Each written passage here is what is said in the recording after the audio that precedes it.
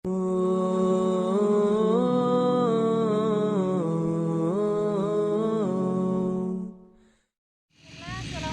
warahmatullahi wabarakatuh.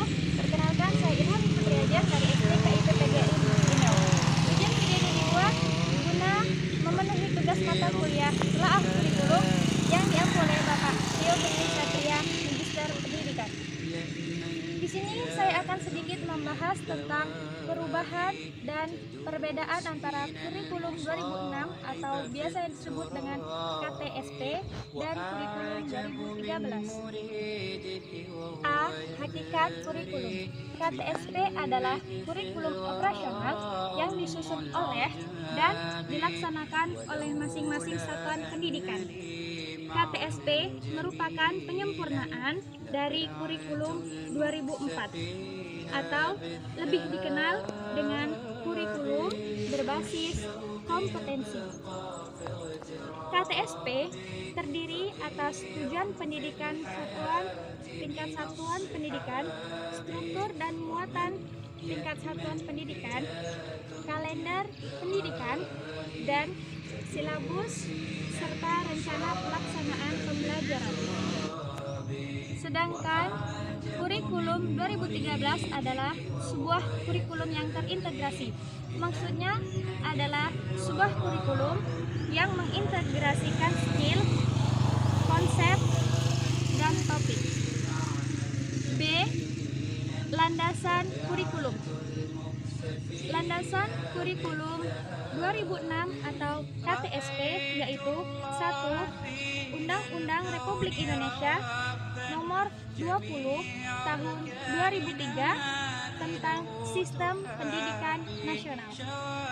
Kedua, Peraturan Pemerintah Republik Indonesia Nomor 19 Tahun 2005 tentang Standar Nasional Pendidikan. Yang ketiga, standar isi. Yang keempat, standar kompetensi kelulusan. Sedangkan landasan kurikulum 2013 yaitu 1. Landasan yuridis, 2. Landasan filosofis, dan 3. Landasan empiris. C. Prinsip pengembangan kurikulum. Prinsip pengembangan kurikulum tahun 2006 atau KTSP yaitu 1. Berpusat kepada kompetensi, perkembangan, kebutuhan, dan kepentingan peserta didik dari lingkungannya. 2. Beragam dan terpadu. 3. Tanggap terhadap perkembangan ilmu pengetahuan, teknologi, dan seni. 4. Relevan dengan kebutuhan kehidupan. 5. Menyeluruh dan berkesinambungan. 6. Belajar sepanjang hayat. Dan 7. Seimbang antara kepentingan nasional dan kepentingan daerah.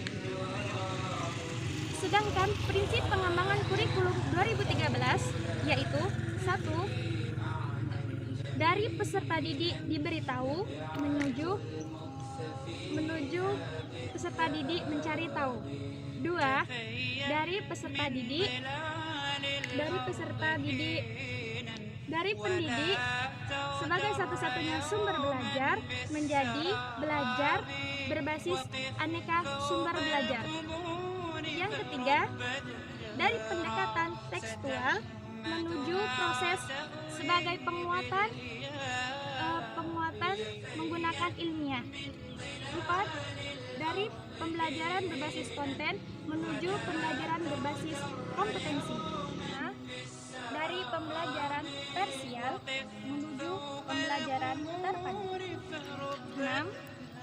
Dari pembelajaran yang menekankan jawaban tunggal menuju pembelajaran dengan jawaban yang kebenarannya multi.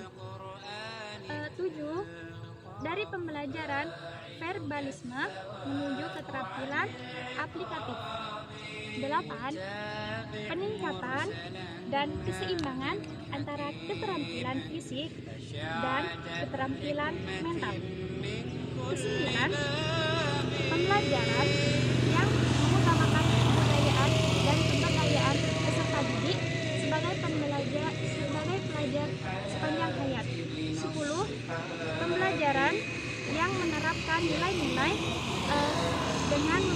keteladanan, membangun kemauan, dan mengembangkan kreativitas peserta didik dalam proses pembelajaran.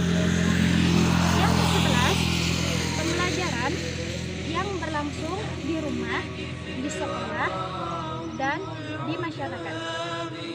12, pembelajaran yang menerapkan prinsip bahwa siapa saja adalah guru, siapa saja adalah siswa, dan di mana saja adalah kelas.